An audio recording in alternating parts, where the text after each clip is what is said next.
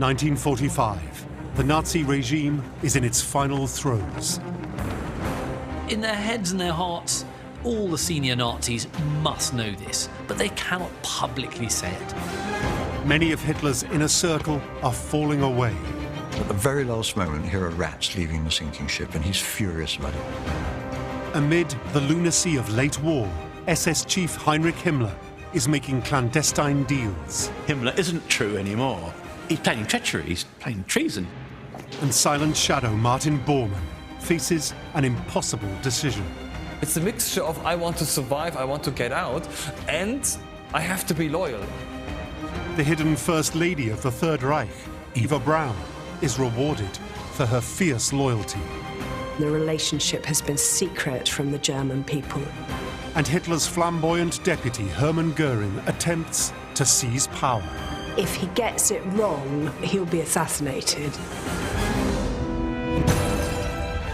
This is the inside story of Hitler's henchmen, the power struggles, jealousy, and fawning sycophants that would create a monster and fuel the most brutal horrors of the Third Reich.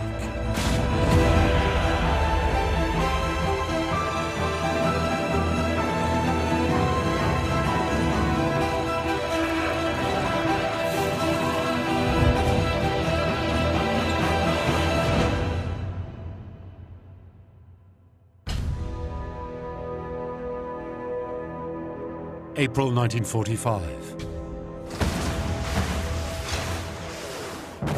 The Red Army are closing in on Berlin. And Allied forces have now crossed the Rhine and advanced into the heart of Nazi Germany. The final and humiliating chapter for the Third Reich has begun. Germany is at the point of defeat. Once revered by millions, Hitler and his ever-decreasing band of henchmen cower in a reeking bunker, surrounded by enemy troops. The final weeks of the Third Reich, the sort of inner circle is rapidly disintegrating. It was really game over. It was the very last, very brutal moment of a dying empire. The Third Reich is the Third Reich in all but name.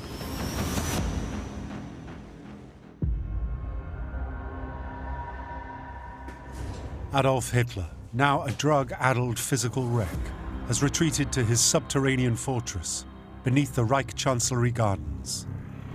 Hitler's close to despair, but he still has moments where his instinct for fantasy comes up again, and he says, well, surely we could break through from the southeast and break the ring around Berlin.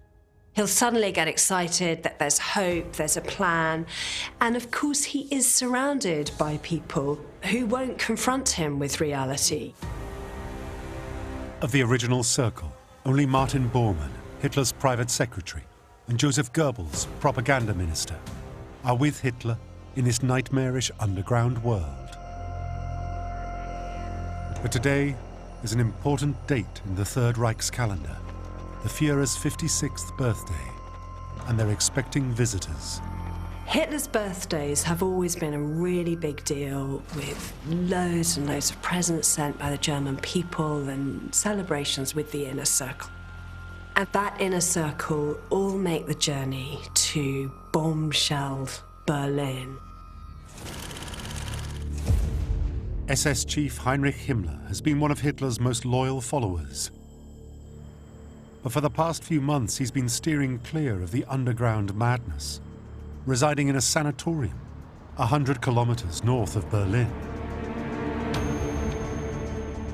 He is trying to keep away from all the kind of disintegration that he knows is going on in the bunker. Whilst there, Himmler has been trying to make deals with the Allies.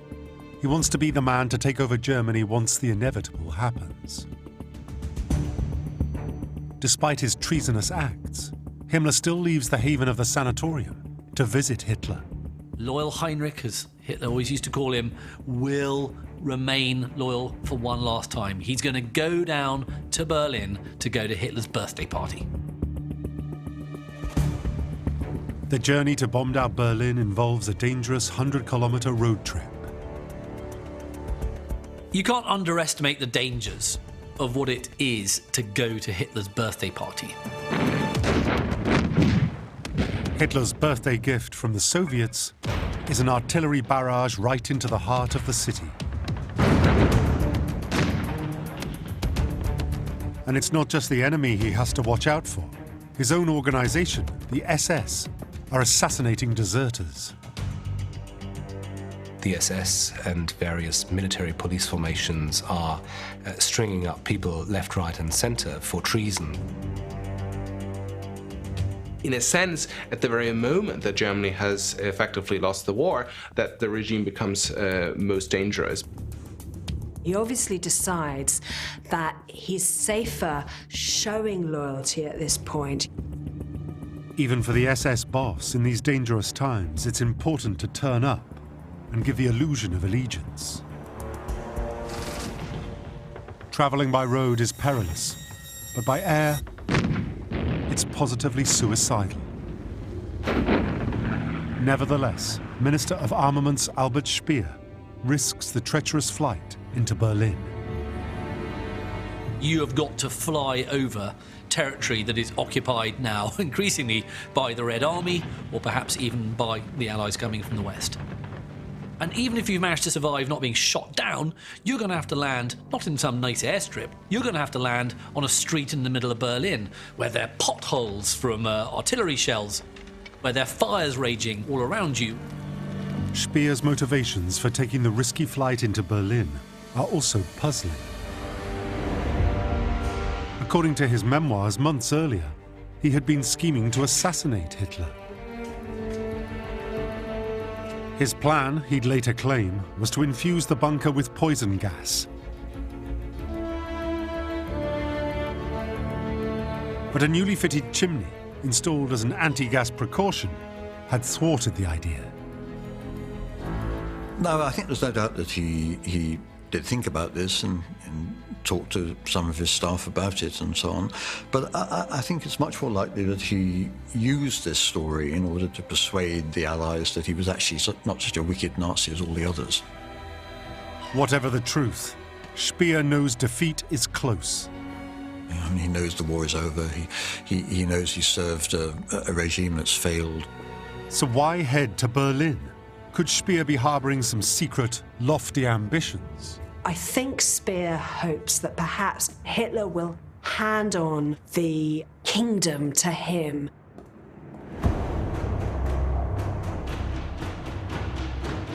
Part of the kingdom is what was once the most prestigious building in the Nazi state, the Reich Chancellery. Now, it's a desolate, bombed-out shell.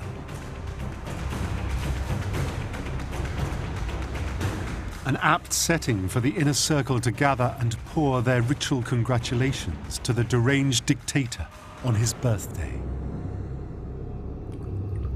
They meet in a room in the Reich Chancellery, which is quite extraordinary because there's such heavy shelling that nobody normally goes into the upstairs rooms of the Reich Chancellery anymore, and all the furniture has been removed. Having survived their perilous journeys, for the inner circle there is now an awkward wait for their Führer to make his appearance.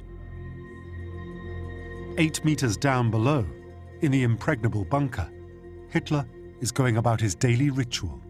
It's after his breakfast and his cocaine eye drops that Hitler feels sufficiently invigorated to go and see his inner circle and receive their birthday wishes. The birthday party is a very good encapsulation, in a microcosm, you could say, of the absurdity, the unreality of the bunker life that they'd lived since January. It's a ghost world they're living in.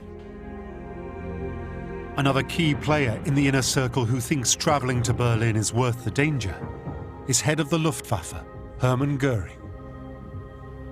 Göring still perceives himself in the position of being the second man in the Reich. For the last 4 months, the man who joined the Nazi party as a poster boy war hero has been making plans for life after the Führer. He's clearly now sniffing around like a big fat shark, looking to see whether he's got an opportunity to finally seize power. Hitler finally makes his entrance. He's joined by the hidden First Lady of the Third Reich, his mistress, Eva Braun. The relationship between Eva Braun and Hitler was complex. When they were together, Hitler was really kind of a different man. Although they've been together for the past 12 years, the Nazis maintain the illusion of Hitler as single, devoted only to the German nation. She has never had any public acknowledgement, and the relationship has been secret from the German people. To the inner circle, the sight of the Führer with his mistress is an indication that for Hitler, the end is near. More alarming still is his physical state. I think a lot of the inner circle are completely shocked by how completely wiped out he is as a person. And they're used to these birthdays being a time when Hitler makes a great speech and self-congratulates and again G's them on to achieve greater things. But this is a very, very different affair. It's awkward and it's depressing, and all the time you can hear artillery reminding all of them that the end is near.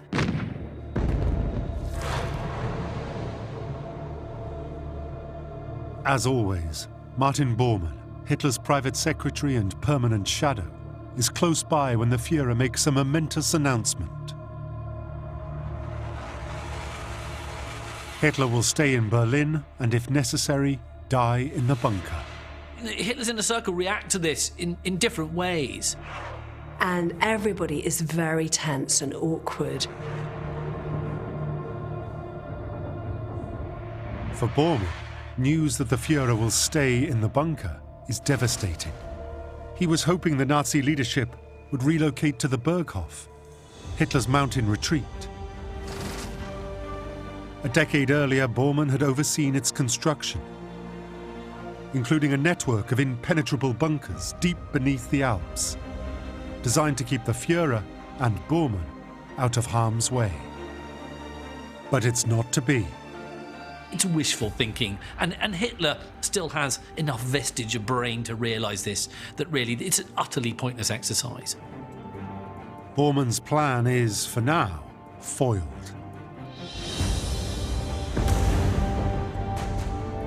This is written in a way by Wagner, and this is how Wagner operas end.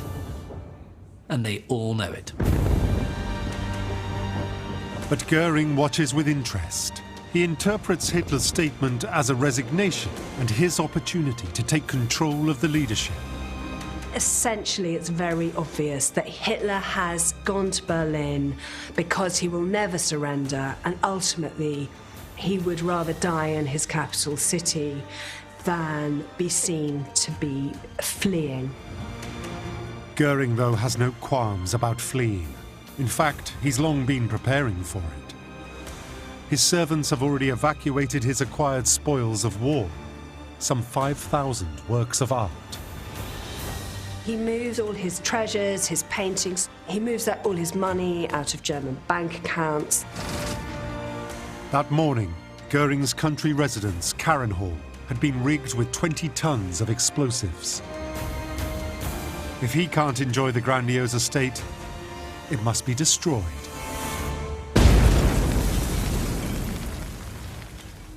It doesn't go unnoticed that Goering is the first to leave. We've got to a point where it's every man for himself. The once fiercely loyal SS chief Heinrich Himmler feels he's been seen to toe the party line. Now he can join Goering in making a tactful departure and get back to his own escape plan. He's trying to maneuver himself as a post-Third Reich Nazi leader. It's fantastical, it's deluded, it's ultimately pointless, but it's a measure of quite how detached from reality Himmler has become. On leaving the party, Goering corners Himmler. Himmler was not the only one to think about contacting the Western Allies. Goering was also wondering, was it possible to go to the West and say, we know we messed up, but the Russians are a threat to everybody, so, why don't you join us and we'll face the Russians. He seemed to be, again, deluded that somehow or other they would treat him as a major leader. But Himmler is well ahead of the game. 5 days earlier, he had released 1,200 Jews to the Allies. Bargaining chips in a deal fostered at his sanatorium by passing messages to the Red Cross via his masseur. There's an arrogance to Himmler that overrides what must be his natural fear of committing treason. And that's what he's doing. Because if Hitler is to find out that he's trying to secure peace deals behind his back or making deals with Jewish people, I mean, these are highly treacherous acts in Hitler's eyes and would see him, strung up with piano wire.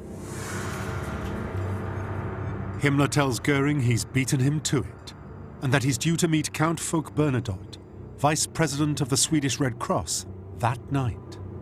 He feels the end is very close. He doesn't want other people to kind of put themselves forward as the chief negotiator. Himmler says Bernadotte has been sent to negotiate by Eisenhower. He knows that Goering has officially got the position of number 2, but he wants to be in pole position. But Himmler suddenly becomes aware they're being watched, and by the most dangerous of rivals, Martin Bormann. The sycophant Bormann had risen to power by ruthless manipulation and by dripping poison into Hitler's ear. Himmler knows that if Bormann has overheard them, his days could be numbered. By this very late stage, Himmler is in a kind of complete, intense state of anxiety because he knows that by making an attempt at negotiating peace, he is committing treason. Himmler knows he must act fast. He drives through the night to the Baltic coast for 2 important meetings. The first with a representative of the World Jewish Congress. Himmler cleverly established links to the Jewish World Congress, to the Western powers via Sweden. And the reason for that is obvious. He wanted to get out and he tried to have a life after the Third Reich.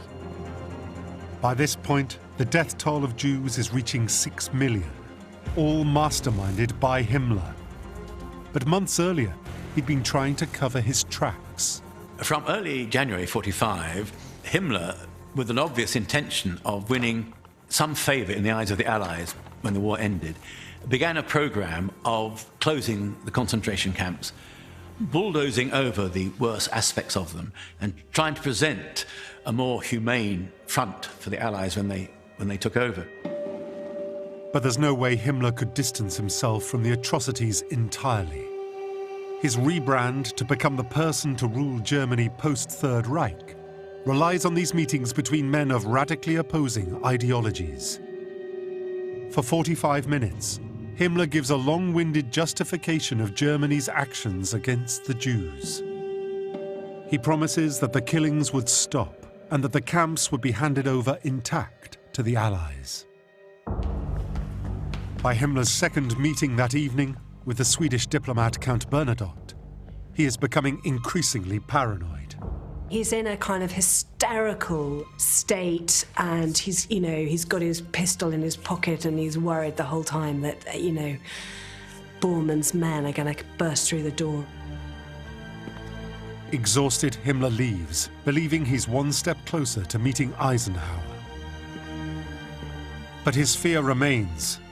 Could he have been followed? Does Bormann know?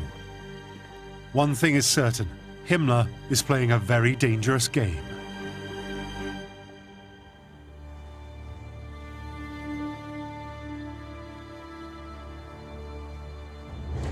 The next day in the Führer bunker, at Hitler's daily conference, his generals give a report on the military situation.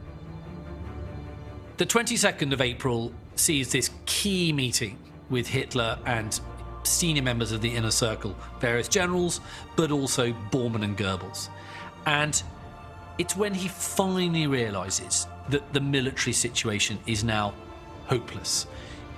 They have lost the war. There is now no doubt.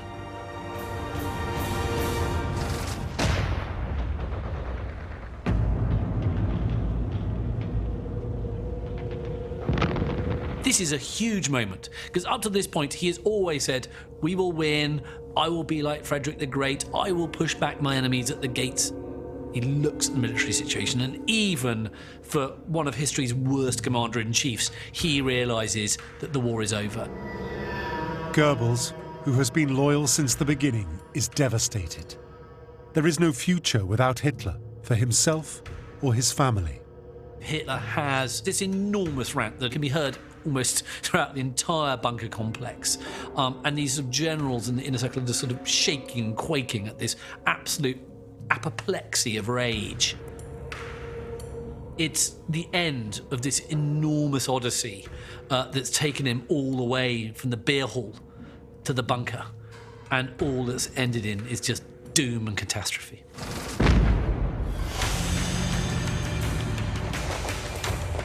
The last escape routes are disappearing, and the Red Army is on the approach. To a certain extent, one could say that the actual realists are people who stay in the bunker because they realize that there is no exit strategy. Cyanide capsules are distributed to all Hitler's staff. Bormann has a sudden realization that he is expected to die for the cause. Although they have only a few days to live, Bormann was never a team player.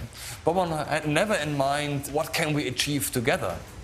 Unlike other people who stayed there until the very end, has no interest in dying and very much wants to live another day. So he's in a dilemma. Does he stick with Hitler or does he just get the hell out? He wants to do both, but he can't. For now, Bormann is trapped. He can only dream of the Nazi stronghold he'd built in the Alps years earlier.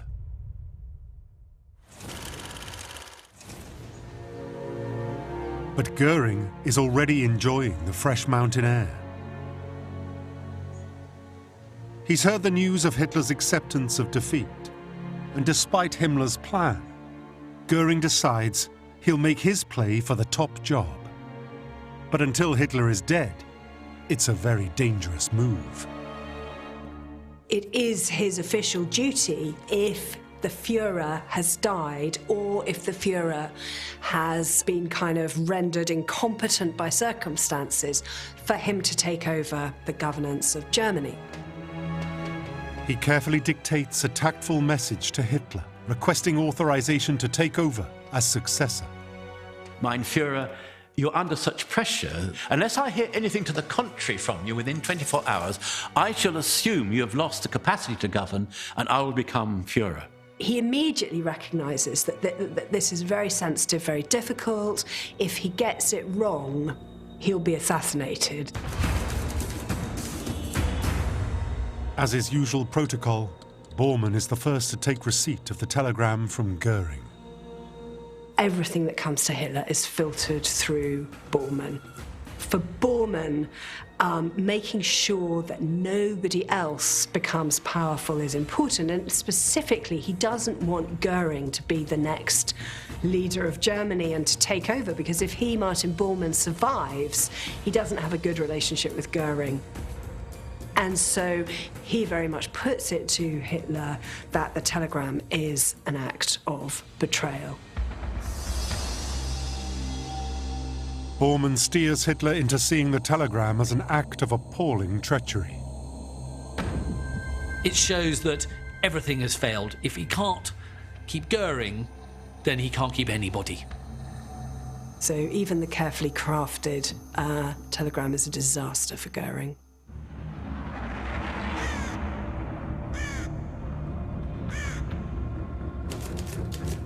And Bormann goes further.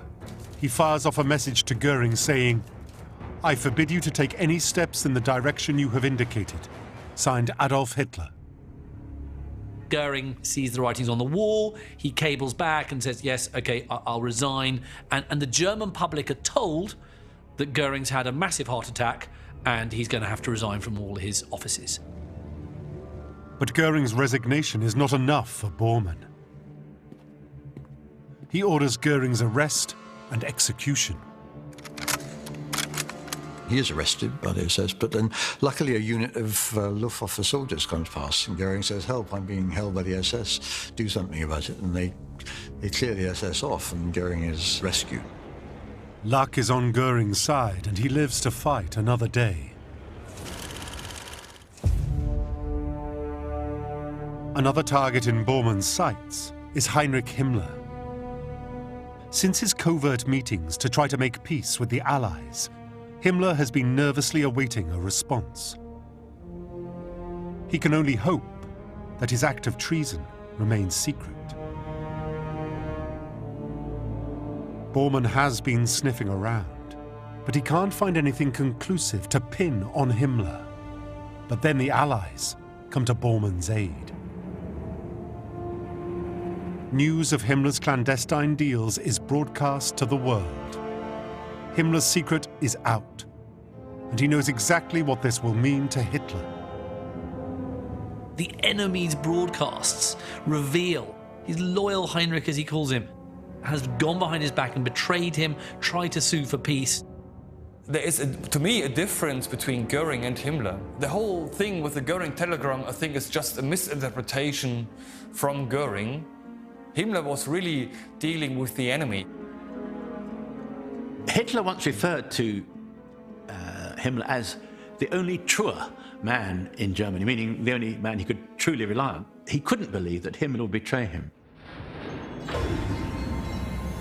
But he had, and with encouragement from Bormann, the Führer strips Himmler of all his offices and orders his arrest.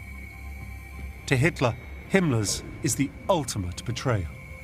Hitler is particularly devastated because he has always thought that the one thing about Himmler is he's loyal. He really thought that this was someone that he could trust to the death. In a matter of days, Bormann has struck off his two arch-rivals, Hitler's number 2, Hermann Goering, and SS chief Heinrich Himmler. It's a hollow victory, as the whole regime is clearly now defunct. But in Bormann's mind, he's finally made it. These final days, at one level, must have been quite satisfying for Bormann because all his rivals are, one by one, being knocked out. And in the end, it's just him and Goebbels who are there. Now, amid the underground lunacy, Hitler turns his attention to the utterly pointless task of finding a new successor on his rapidly sinking Nazi ship. And these two men, Silent Shadow Bormann and ever-loyal Goebbels, are the only two candidates from Hitler's inner circle left in the bunker. But Hitler chooses neither. Where's the power going? Well, it's going to Gross Admiral Karl Dönitz. Dönitz is nowhere near the bunker. He's in the far north of Germany in the port of Flensburg. This is a man who is not part of Hitler's inner circle. Dönitz was a man that basically Hitler felt he could trust, while all around him had disappeared and had betrayed him.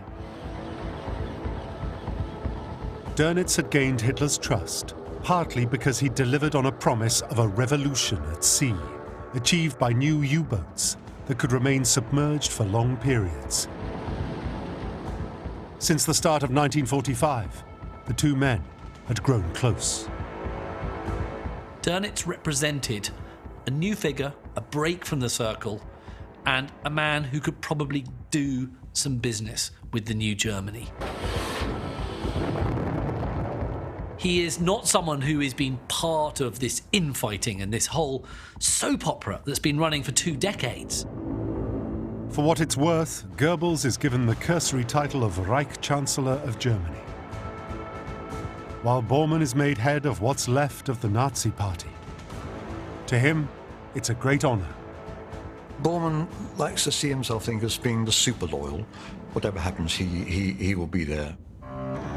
He knows his power has always relied on staying close to Hitler. For Bormann, there's no way out.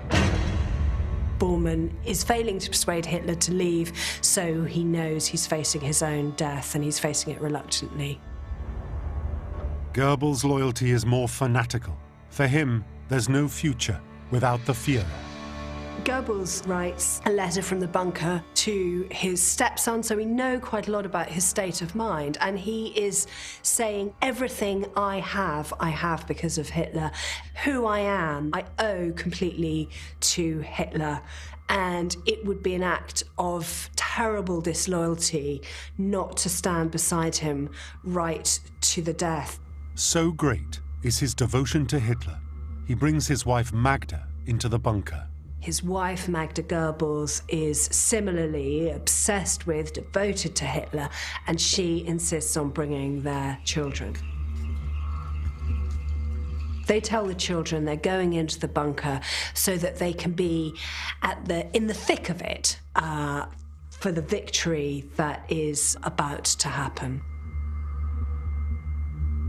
Goebbels is a very, very intelligent man, but what would override all this intelligence was this utterly, of course, misplaced loyalty towards this most evil of men.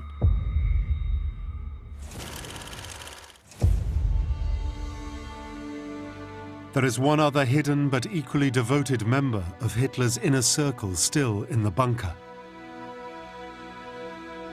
His companion for the last 12 years, and one of the most successfully guarded secrets of Nazi Germany. Eva Braun was fun-loving. We see her on trips, we see her swimming, we see her doing yoga. She really was quite an outgoing person. They had met in Munich when Eva was just 17 and assistant to Hitler's official photographer. Now, after more than a decade of clandestine courtship, she's finally going to get her man. Not long after midnight on the 29th of April, we have probably one of history's most depressing, surreal, bizarre weddings that of course takes place between Hitler and his long-term mistress, girlfriend, Eva Braun. And they are married in a conference room in the bunker. He told Eva to leave. She declined to, so instead he marries her, which is a nice twist in the story. But she said she couldn't live without him. She'd rather die with him. She dresses in a black dress, which actually was a traditional colour for wedding dresses, and she chooses her jewellery and she does her hair. And they get rings, they get gold rings from the Gestapo prison in Berlin, where they've been collected from Jewish victims. Immediately afterwards, they kind of go to celebrate, but Hitler quickly leaves the party, and Eva Braun is left to drink champagne with the secretaries.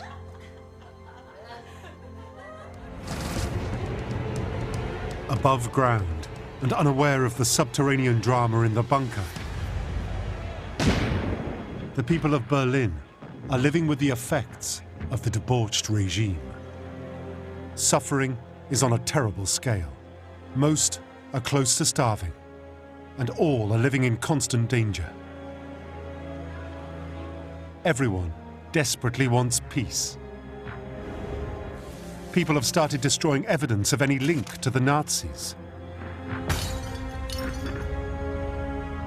Photographs of loved ones in army uniform are torn up.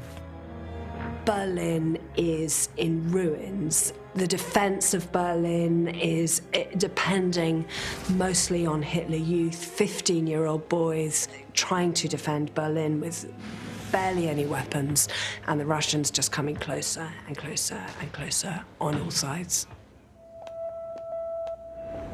The core of remaining Nazis have now been in the bunker for 3 months, and discipline is waning.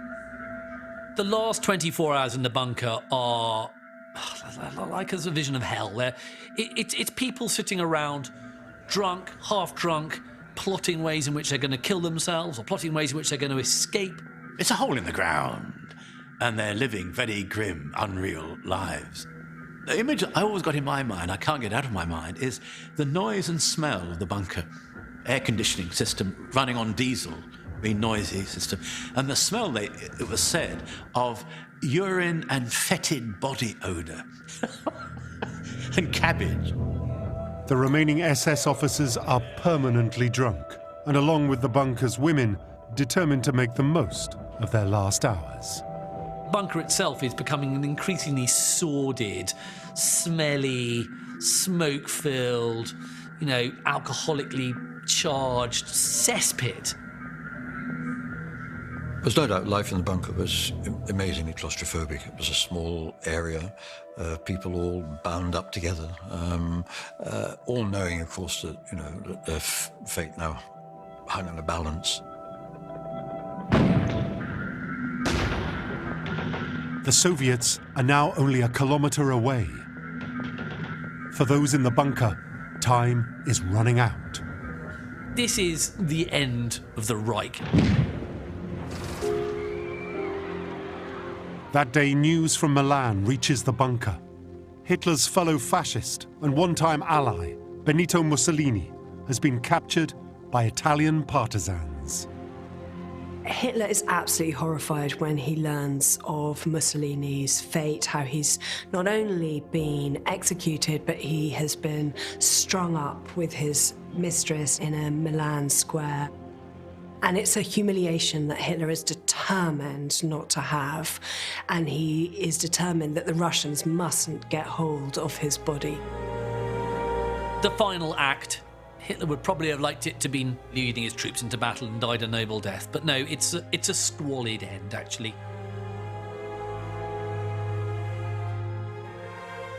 Hitler and his new wife Eva retreat to their sitting room with cyanide capsules and a pistol.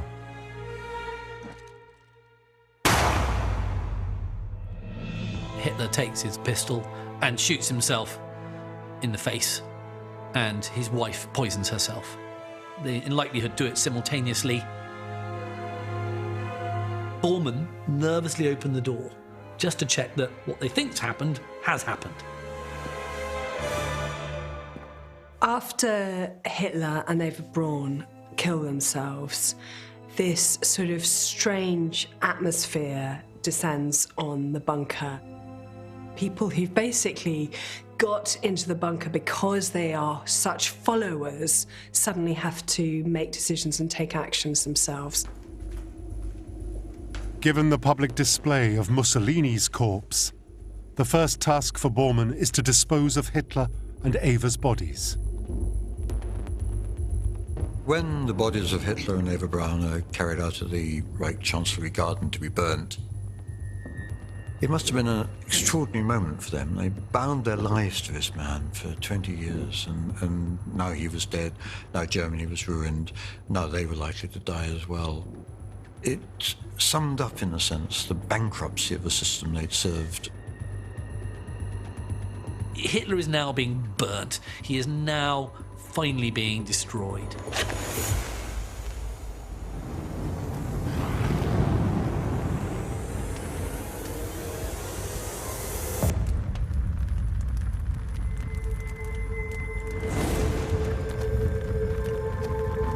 Now Hitler and Eva are mere embers.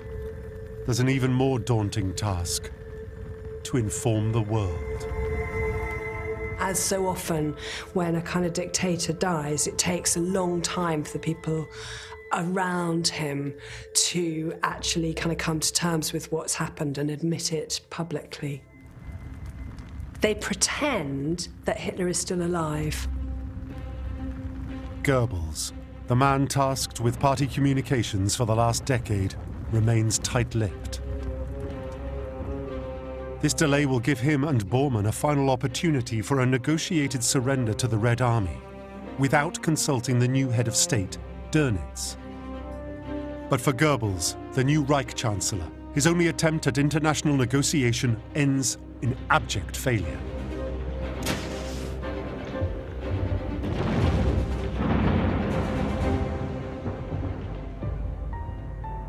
It's not until 10:53 a.m. the following day that Bormann eventually telegrams Dönitz, and the news soon spreads. Hitler has killed himself, and his last testament is in force. The news quickly reaches Hitler's former friend, Armaments Minister Albert Speer. When he heard about Hitler's suicide, he picked up the picture that Hitler had given him, and he wept at the sight of the picture. But he then wrote in his memoirs that that was when the bond finished. The spell was broken. For Bormann, Hitler's death has broken no spell, but it has loosened his grip on power. His telegram was an attempt to keep hold of it. There's this pathetic telegram that Bormann sends to Dönitz, informing Dönitz that he's now the Reich president, but says, "I will bring you written authorization." Now, this, I suggest, is the mark of a man who's desperate to cling on to these levers of power. I.e., I, Martin Bormann, will bring you the authorization. Only I can do this. It's nonsense that the telegram is enough. The order transmitted by Hitler, is enough. But it does give Bormann a reason to escape the bunker.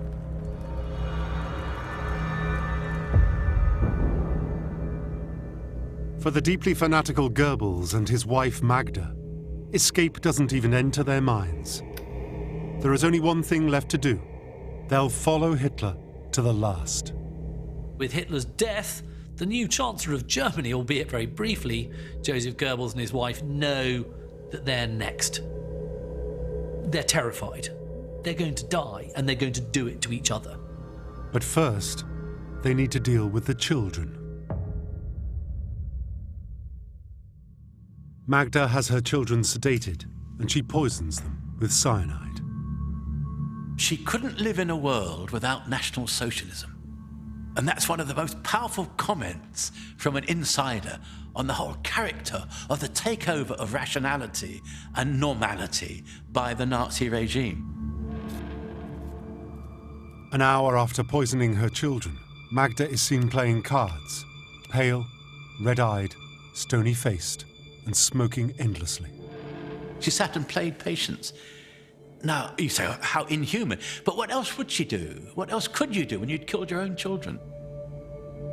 Later that evening, Magda bites into her cyanide capsule, and Goebbels delivers the coup de grace, shooting her in the back of the head.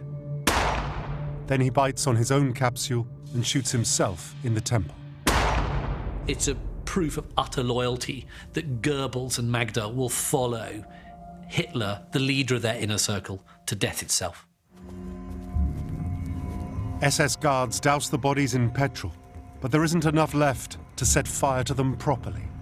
Even in death, Goebbels plays second string to Hitler. There's not enough petrol left for Goebbels. And so, of course, what's left of Goebbels is this sort of contorted, burnt, charred corpse, hideous in itself, but not fully consumed in the flames like his master. With everyone else either fled or dead, the inner circle now consists of one man, Martin Bormann. For decades, he has snooped, manipulated, and done whatever it takes to increase his power. Bormann is a man with self-interest uppermost in his mind at this point. One can't see him staying and dying. Bormann's triumph at the end of the war is really bittersweet. Finally, in the dying days of the Third Reich, he has become the number two, but he knows the party is over. The reality is, Bormann is head of a party that no longer exists. Any power he had went up in smoke, along with Hitler's corpse.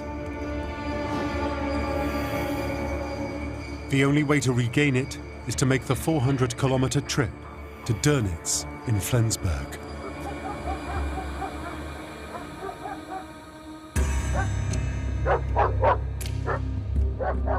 I mean, it's an incredibly ambitious journey, and specifically to get to the north. And he could definitely hope to become indispensable to Dönitz, as he has been to Hitler, and this is a man he could hope to control. And I imagine that that's a sort of fantasy that keeps him going as he makes his escape.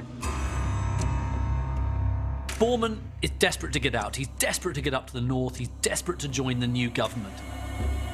Bormann packs Hitler's last will and testament in his briefcase. He still wants to feel like He's almost literally carrying the Führer's authority with him, even though the actual person is dead. There is no Adolf Hitler anymore. If he's going to make it to Flensburg, first he'll need to get through the Russian lines. I think we see that actually faced with the Führer's death, he still has an urge to survive. He wants to protect his own skin. He makes an attempt to get away.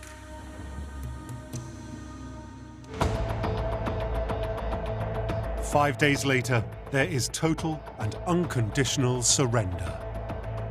Though Hitler wouldn't surrender and didn't want to surrender, there really was no choice. And Dönitz, who'd now been made the president of a new Germany, sent an emissary to Eisenhower's headquarters, and on May the 7th signed the paper saying we surrender unconditionally. As for Martin Bormann, he didn't make it anywhere near Dönitz's headquarters.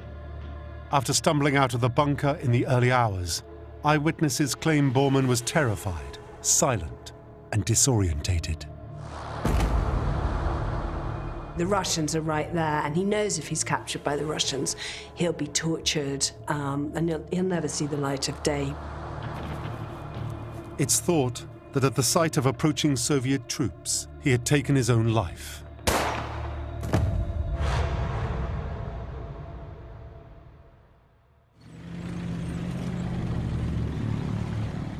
Three weeks later, as the Allies occupy Germany, Heinrich Himmler is on the run.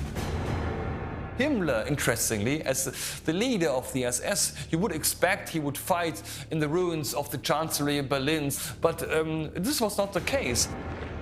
In May 1945, Himmler is finally captured by the British in northern Germany. But during a medical examination, he bites down on a cyanide capsule. The cowardly murderer of millions takes the easy way out.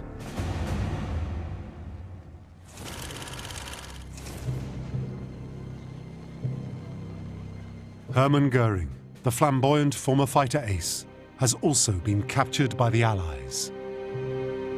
And he is offended when they ask him to allow him to be searched. And he finds that very distressing, because he's a soldier, he says, as well as an Air Force leader, and that he claimed that he should be treated with honor.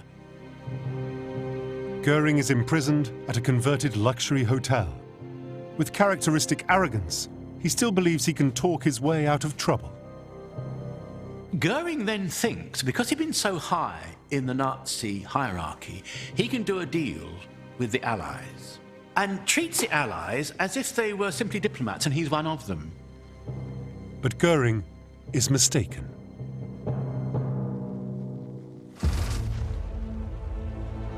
Six months later, the Nuremberg trials begin. They will last almost a year.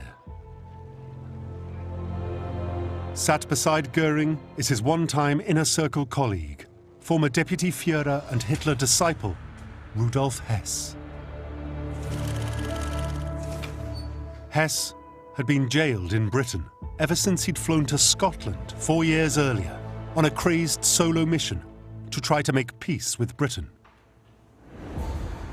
Now reunited with Göring, their day of reckoning has arrived. Ever the showman, Hermann Göring confidently denies any knowledge of what went on in Nazi concentration camps. Bekenne mich im Sinne der Anklage nicht schuldig. He paints himself as a peaceful diplomat and insists everything they'd done was the result of their patriotism. Göring's defense was, I'm here because we lost the war. If we'd won the war, you would be here in the dock. Despite his spirited performance, Göring is sentenced to death for war crimes. But just 2 hours before his sentence is carried out, a phial of cyanide, thought to be smuggled in by a guard, allows him to escape the hangman's noose. Albert Speer denies knowledge of the Holocaust and denounces the crimes of Hitler and the Nazi regime. He's jailed for 20 years. And when released, paints himself as the good Nazi. Only after his death at the age of 76 does the truth come out. The last man alive is Rudolf Hess, serving a life sentence in Spandau, Berlin.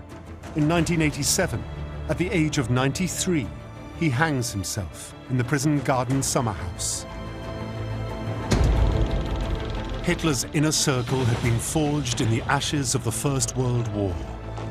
Misfits and war heroes united by a sense of betrayal, a twisted ideology, and a thirst for revenge.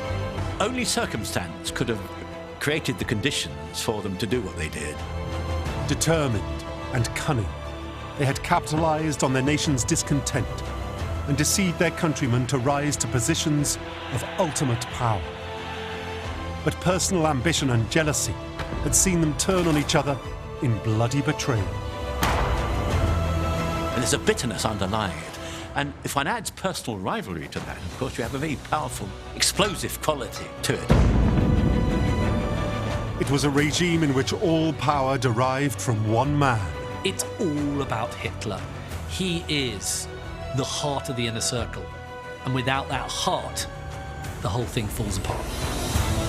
In the end, the only legacy of Adolf Hitler's inner circle is the terrible knowledge of how a few twisted individuals could plunge the world into conflict, and of the horror that human beings can inflict on their fellow man.